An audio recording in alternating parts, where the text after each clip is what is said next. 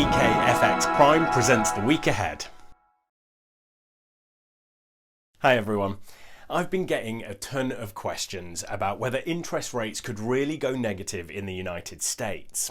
That's because Fed funds future markets just implied that they will. So I want to discuss what's going on there, as well as two big things that I have in mind for the week ahead in financial markets, which are the Federal Reserve Chair Powell's testimony to Congress and the latest FOMC minutes.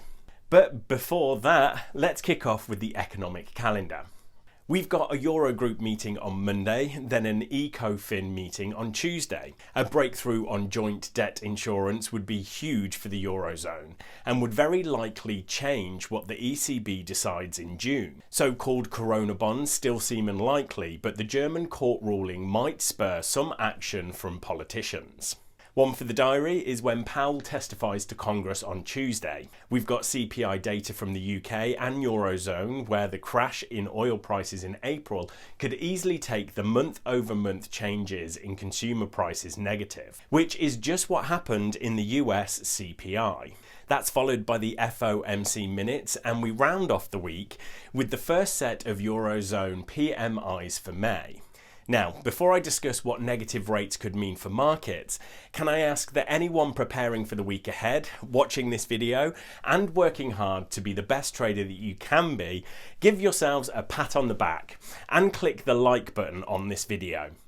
It has the added bonus of making sure more people see the video, which means we can keep producing them. Alright, what on earth are Fed funds futures? It's actually super simple. They work like any futures contract where the price reflects where the market thinks the underlying price will be when the futures contract expires. Well, instead of it being, for example, an oil futures expressing where oil prices might be when the contract expires, it's the market opinion of where the federal funds rate, the interest rate set by the Fed, will be at the time of the contract expiry. It's pretty easy to price too. It's 100 minus the expected Fed funds rate at expiry. So say interest rates are expected to be 0.25% when the June contract expires, then the price of the June Fed funds futures will be somewhere close to 99.75. But here's the odd thing. The price of some 2021 Fed funds futures flipped over 100. That means traders are pricing negative interest rates in the United States in 2021. Okay, who cares what these traders are thinking, right? Well, actually, whenever we have a Federal Reserve meeting, traders and even the Fed themselves look at these contracts to judge market expectations. Fed Chair Jerome Powell said last week that there is no plan for negative interest rates, so I expect him to say the same to lawmakers this week in his testimony.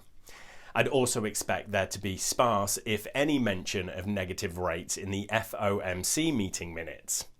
But if there is, it could cause some movement in markets. All else being equal, negative interest rates should be seen as negative force on the dollar.